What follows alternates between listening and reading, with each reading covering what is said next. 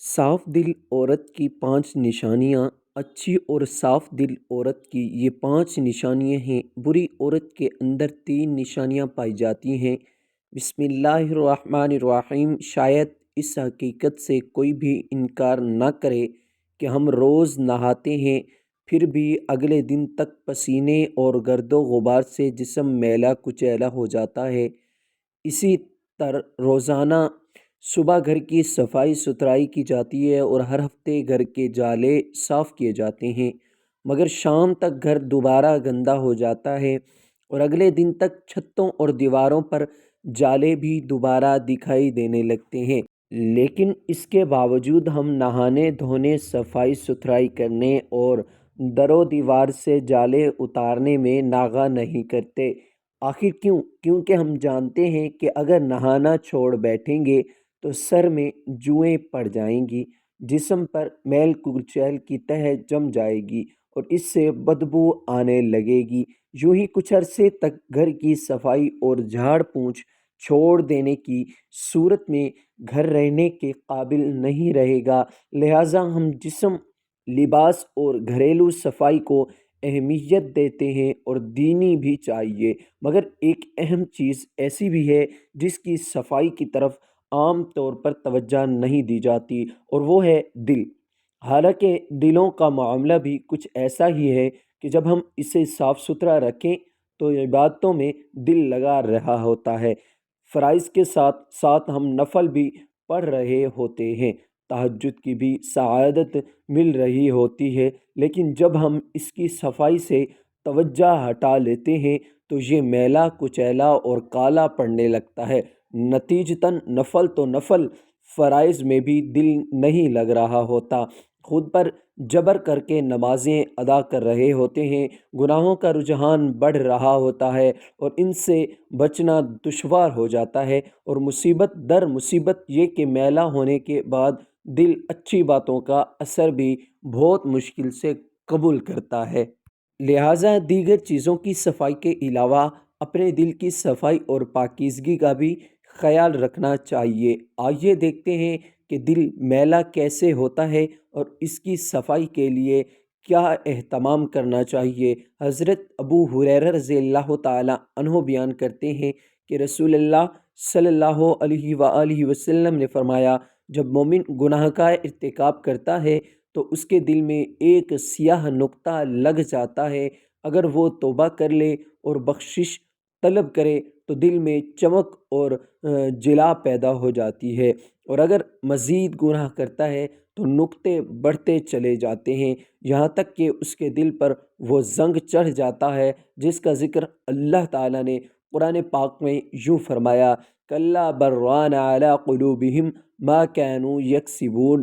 ترجمہ: ایسا ہرگز نہیں ہے، بلکہ ان کے کمائے ہوئے اعمال نے ان کے دلوں پر زنگ چڑھا دیا ہے۔ معلوم ہوا کہ دل گناہوں کی وجہ سے کالا اور زنگ آلود ہو جاتا ہے، اور دل زنگ آلود ہونے سے بندہ گناہوں کی ظاہری اور باطنی بیماریوں کا شکار ہو جاتا ہے۔ ظاہری بیماریوں میں نماز چھوڑنا، دوسروں کی دل آزاری کرنا، دوسروں کے حقوق ضائع کرنا، بڑوں کی بے ادبی کرنا، جھوٹ، غیبت، چغلی اور لڑائی جھگڑے کرنا وغیرہ ہماری عملی زندگی کو تباہ کر دیتی ہیں، جبکہ باطنی بیماریاں تکبر، حسد، بدگمانی، ریاکاری، بغض، حب جاہ اور حرص وغیرہ ہمارے ذہنی سکون کو تباہ کر دیتی ہے، جبکہ یہ دونوں بیماریاں قبر و آخرت میں بھی سخت عذاب کا سبب بن سکتی ہیں۔ حدیث پاک میں بیان ہوا ہے کہ اگر گناہ کرنے والا توبہ کر کے بخشش طلب کرے تو دل چمک جاتا ہے۔ ضروری نہیں کہ ہم صرف اسی وقت توبہ و استغفار کریں جب ہمیں اپنے کسی گناہ کا پتہ چل جائے، بلکہ ہمیں چاہیے کہ وقتاً فوقتاً توبہ و استغفار کرتے رہیں، روزانہ اپنے گناہوں کی معافی مانگیں اور اپنے رب سے بخشش طلب کریں۔ ہم جتنا زیادہ استغفار کریں گے اتنا ہی ہمارا دل اجلا و چمکدار رہے گا۔ دل اجلا رہے گا تو عبادت میں لذت و سرور بھی ملے گا اور ذوق و شوق بھی بڑھے گا۔ جسم اور لباس کی صفائی اگر شخصیت نکھارتی ہے تو دل کی پاکیزگی اعمال میں نکھار لاتی ہے۔ اس کے علاوہ استغفار کا ایک زبردست فائدہ یہ بھی ہے، اس کی برکت سے زندگی کی ناہمواریاں اور دشواریاں آسان ہو جاتی ہیں، جیسا کہ رسول اللہ صلی اللہ علیہ وآلہ وسلم نے فرمایا، جو شخص پابندی سے استغفار کرتا رہتا ہے، اللہ تعالیٰ اس کے لیے ہر طرح کی تنگی سے نکلنے کا راستہ بنا دیتا ہے۔ صاف دل انسان کی 5 نشانیاں کون کون سی ہیں؟ اچھے انسان کی کون کون سی نشانیاں ہیں اور ساتھ ہی ساتھ برے انسان کی کون کون سی نشانیاں بیان ہیں، یہ تمام باتیں اس ویڈیو میں پیش کی جا رہی ہیں۔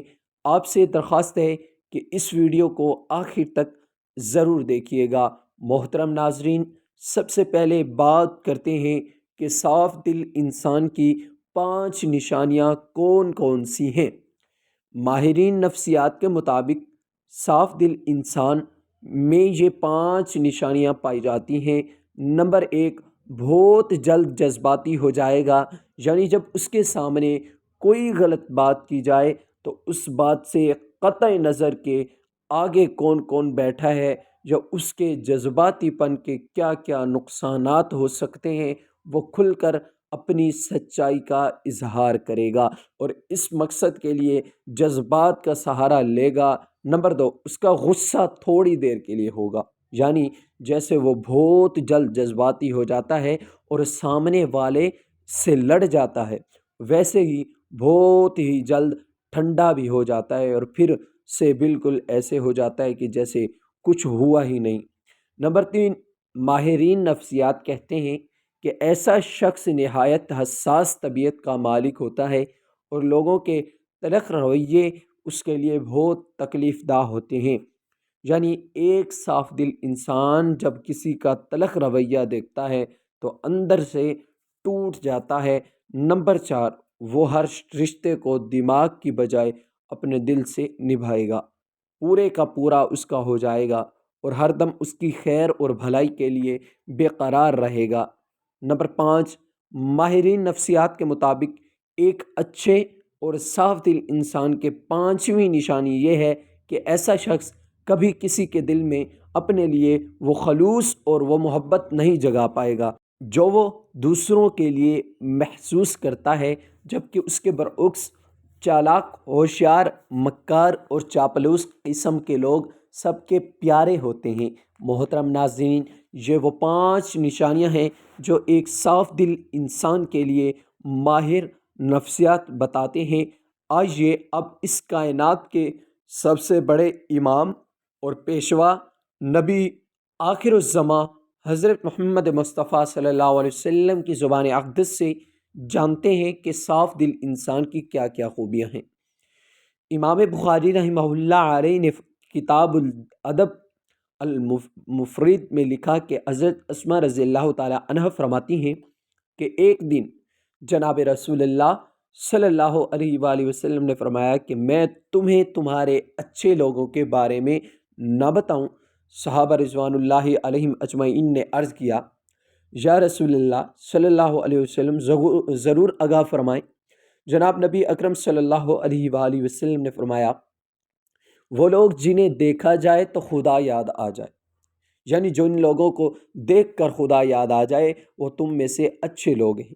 اس کی 2 صورتیں بیان کی جاتی ہیں۔ پہلی صورت یہ کہ وہ اللہ تعالیٰ کے نیک بندے جن کی عبادت، نیکی اور تقوی کی جھلک ان کے چہروں پر نور کی صورت میں دکھائی دیتی ہے اور انہیں دیکھ کر دل میں خیال آتا ہے کہ اس قدر بارونق اور پر نور چہرہ کسی اللہ والے کا ہی ہو سکتا ہے۔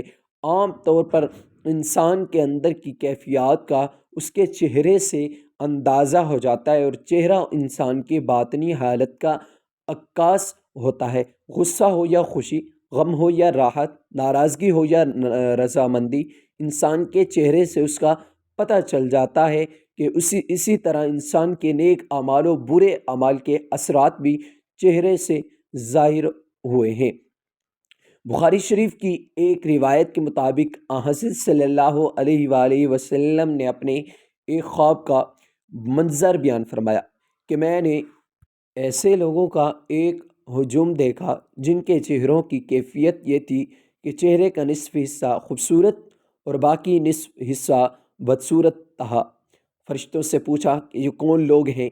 انہوں نے بتایا کہ یہ آپ کی امت کے وہ لوگ ہیں جو اچھے اور برے اعمال خلط ملط کرتے رہے ہیں، اعمال صالح بھی انہوں نے کیے ہیں اور اعمال سیئہ بھی پیچھے نہیں رہے۔ ان کے نیک اعمال ان کے چہروں پر حسن صورت میں نظر آ رہے ہیں اور برے اعمال چہروں پر بدصورتی کے طور پر نمایاں ہیں۔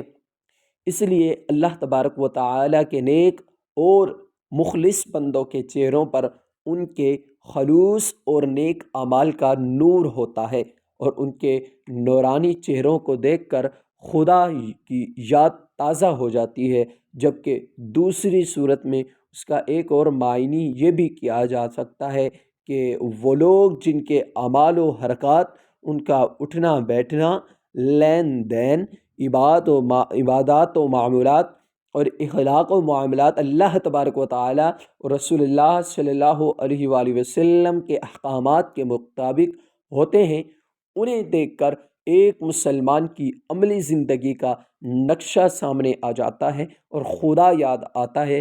بہرحال جناب نبی کریم صلی اللہ علیہ وآلہ وسلم نے فرمایا کہ تم میں سے اچھے لوگ وہ ہیں جنہیں دیکھ کر خدا یاد آ جائے۔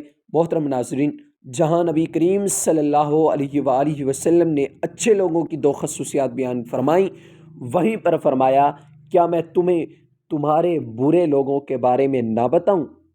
صحابہ کرام رضوان اللہ تعالی علیہم اجمعین نے عرض کیا یا رسول اللہ صلی اللہ علیہ وآلہ وسلم ضرور بیان فرمائیں۔ آپ صلی اللہ علیہ وآلہ وسلم نے انہیں کا ذکر فرمایا۔